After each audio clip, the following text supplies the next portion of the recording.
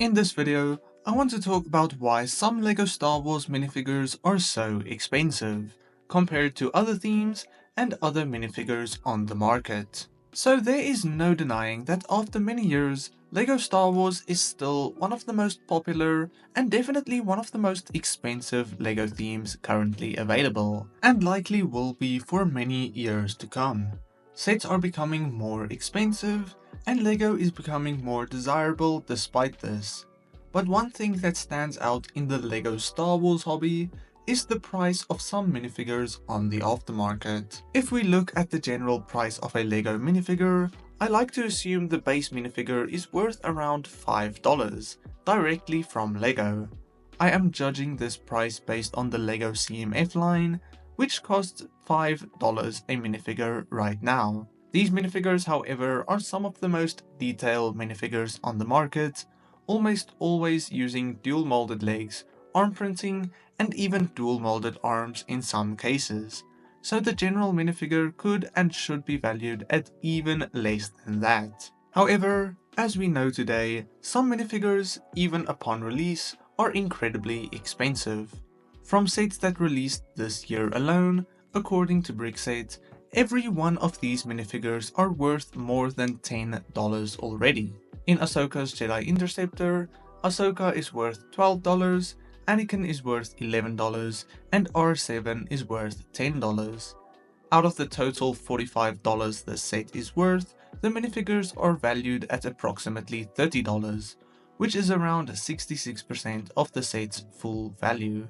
It is important to note that this is not Lego's valuation, as Lego put the $45 mark on the set as a whole and don't give these individual minifigures a determined value. That is set to the aftermarket, individuals selling each minifigure separately after opening the set. Now generally, pricing newer minifigures on the aftermarket usually is a bit simpler, and prices of these minifigures generally aren't too high.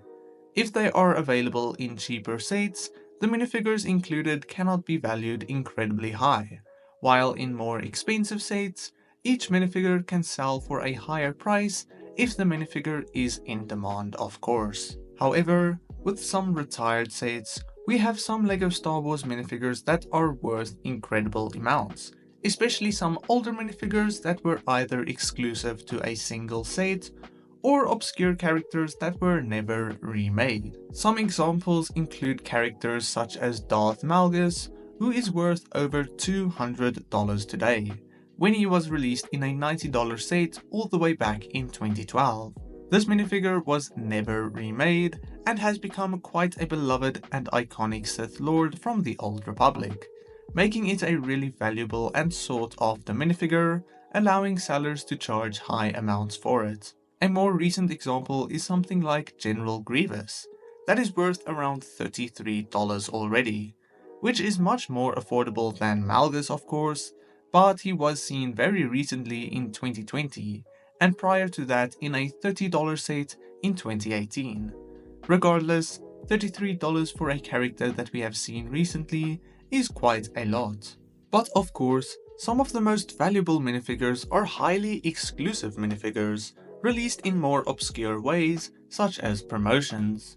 A prime example is Darth Revan and the Shadow ARF Trooper, both May the 4th exclusives from back in the day. Revan is worth almost $400 according to Brick Economy, while the Shadow ARF Trooper is worth $420, both insanely high prices for a single minifigure. But exclusive minifigures like this makes a bit more sense though, as they were very hard to get and only available for a short time. Thus a lower supply but a very high demand. But now, what actually determines the prices of these minifigures?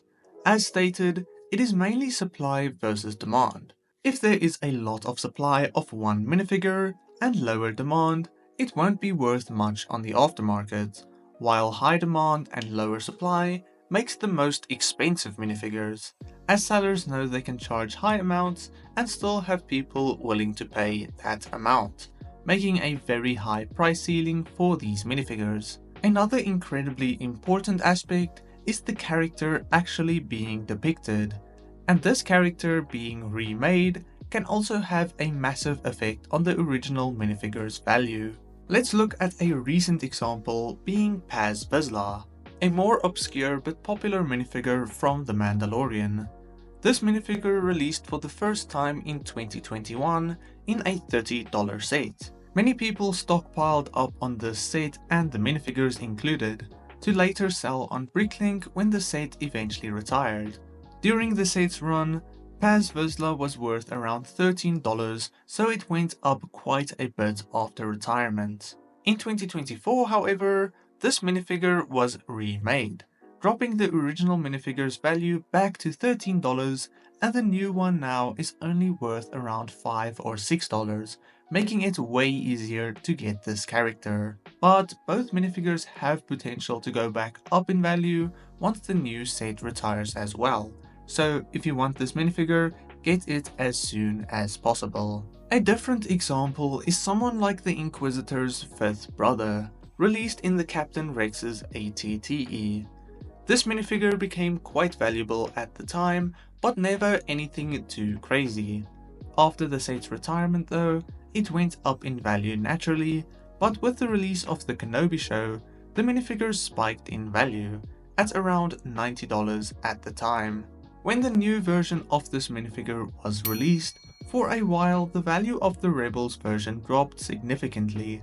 However, it soon climbed again, hitting its peak value in 2023 at over $100, while the newer version hasn't even reached $20 to this day. After retirement of both sets, the Rebels version today is worth around $75, and the Kenobi version is only worth $17.